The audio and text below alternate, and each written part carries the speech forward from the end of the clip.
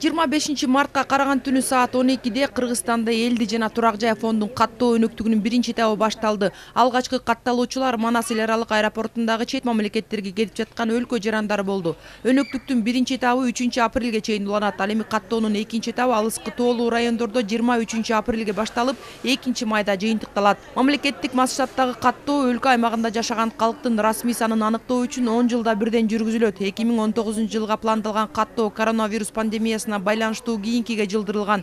Атайын даярдыктан өткөн каттоочулар 10 күн бою үймө-үй кыдырышат. Эгер мурда маалымат кагаз түрүндө толтурулуп келсе, бул жолу атайын иштелип чыккан мобилдик тиркемеге жүктөп турушат. Каттоодон өлкөдө жашаган ар бир адам, анын ичинде 1 жылдан ашуун убакыттан бери Кыргызстанда жүргөн чет өлкөлүк жарандар дагы өтөт. Бул аэропорттогу элди биз форма 5 формасы менен каттайбыз. Бул 5-формада эң эле аз суроо. Бул 5-формада болгону 7 гана суроо берилет. Бул жака биз ошол суроолорго бизге жооп берип жаткан адам кандай жооп берсе, ошол варианттардын арасынан ошол суроону гана тандап алабыз.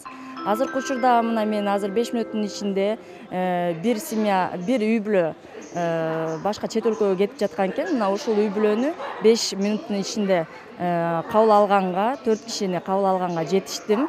Буюрса бардыгы туура кабыл алып, бардык суроолорубузга так жана туура жооп берип жатышат.